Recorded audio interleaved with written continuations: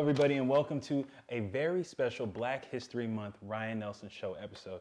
Now, usually we see rappers, we see football players, but this time we came all the way to Toronto, Canada to talk to one of hockey's most famous faces, Saroya Tinker. Saroya, how you doing? Good, thanks. How are you? I'm doing well. Now, I know she's doing good. Let me read her list of accomplishments. Yale alumna. I don't know anybody from Yale, so you're the first person I've ever met that's went to Yale.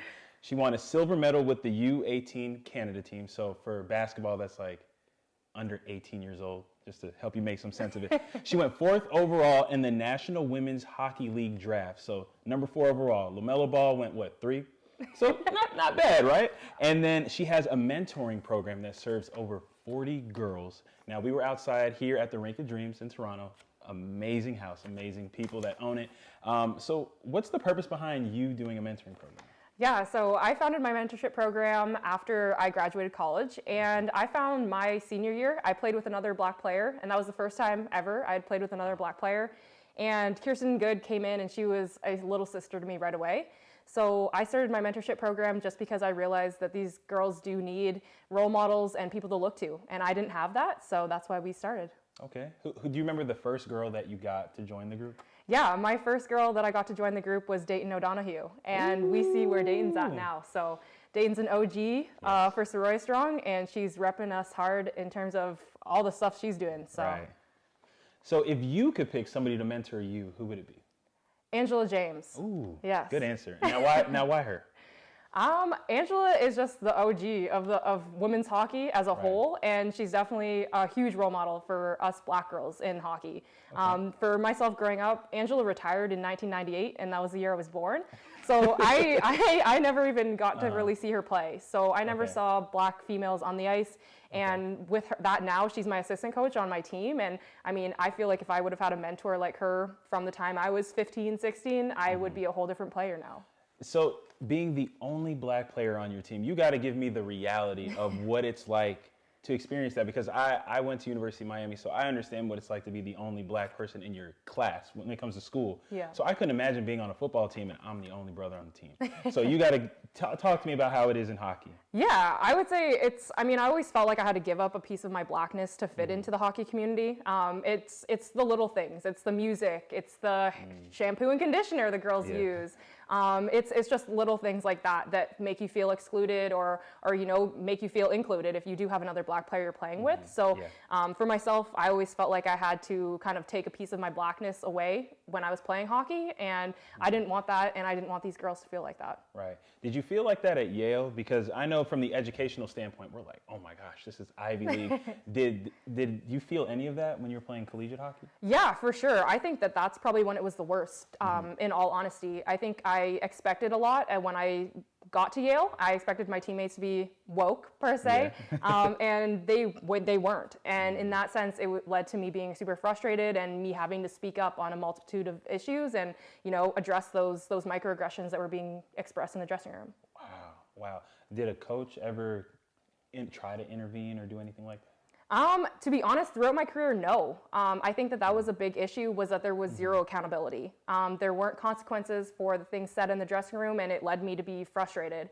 And up until my senior year, when I got all new coaches come in at Yale, they really helped me love the game again and actually held our players accountable. So I think that goes to show that within the hockey community, we need our coaches and our teammates, our captains, to hold each other accountable so that everybody feels included in the dressing room. That's good. Okay, I like that progression.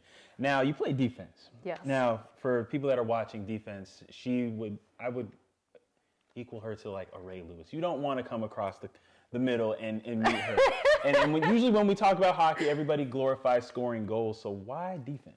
Yeah, I mean, I grew up playing gymnastics and dance at first, and I was a pretty big kid. I think I've been 5'9" since the 6th grade or so. So my dad wanted to put me in hockey, and I've been a big defenseman ever since. But yeah, I think my style of play now and playing professionally has adjusted. I definitely used to be more offensive, but now I'm gonna sacrifice the body for my team 100%. I think I lead the league in shot blocks, so we've got that. But yeah, I definitely don't want to catch you across the middle. So like you're blocking rubber frozen pucks and you're just taking it. Oh yeah, man. It's great. It's a thrill. You're tougher than me because I would have been crying.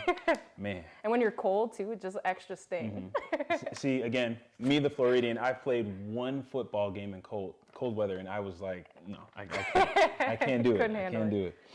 Now, one thing that I saw on your Instagram that I thought was so cool, because I am seeing more of Black culture being integrated into hockey, is the OVO hockey stick, the bag. Please tell me how that happened. Please tell me Drake picked up the phone and was like, we need to get her.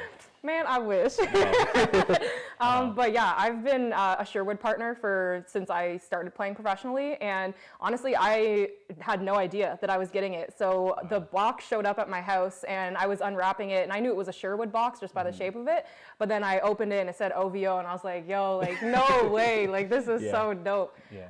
But yeah, I mean, I wasn't expecting it, and then right then I was like, yo, we're doing a photo shoot. Called my team photographer. I was like, we got to get this out. So yeah, that was an awesome collab, and I love seeing streetwear in hockey. I love it. I love it. And I remember even seeing your face. I was playing NHL 22, and I put this on my story because have you ever seen the meme of Leonardo DiCaprio when he's pointing? Yeah. I had that moment when I was playing NHL 22, the screen's loading, I'm sitting there, and I'm like, wait, that's her. It's me. How did NHL 22, how did you get in the game? Because for us to get in the game, we have to create a player. And even then, like, you have to battle for to get on a higher line and even get drafted, and you're on the screen. Yeah. So I was contacted by Uninterrupted, and they were making Breaking Ice episodes, and they really wanted to highlight diversity in the game and implement it into the game, as we see so many kids are locked into their video games these days. So the kids were able to click on it, view my story, and see whatever I've got going on in my community. And I had a lot of people send me pictures of my face on the screen, and it was weird, but we did it. Have you had like random DMs of girls saying like, hey, you're inspiring me, I saw you do this, and of course through your mentoring program, but maybe somebody that you don't know? Yeah, for sure. I think that's one thing that definitely keeps me going is those random DMs. I don't know who they are. I don't know their history or anything like that, but they let me know that I did something that's going to keep them going and kept their love up for the game. So I didn't have that, and I didn't have people sending me random messages when I was 15 and things like that. But to see these 15-year-old girls messaging me and sharing how much I've impacted them brings me great joy. Has it hit you yet that you're one of the biggest faces of women's hockey yet? Or has it just been like every day something's new? No, every day something new. Okay. I mean, I love it, and I love being able to speak on these issues and shine light on my community and Black women in hockey, just because I don't think we get enough attention, and these girls do deserve to be seen and heard and respected in the game. But yeah, no, I think every day's a new day for me, and I don't realize how big or impactful I've been within communities yet. I love it. Humbleness. Where can everybody find you on social media? Yeah, so I'm Saroya Tinker 71 on all social media platforms, and my mentorship program is called Saroya Strong. You can visit that at www.saroyastrong.com. And please donate. And let me make this point, because you guys will go out there and buy Jordans for $100, $200, but please put some money towards a program that's going to help kids and become better hockey players and do something great with their lives. Please. I'm asking you. But there you guys have it. Saroya Tinker, thank you so much for your time. Of course, thank you.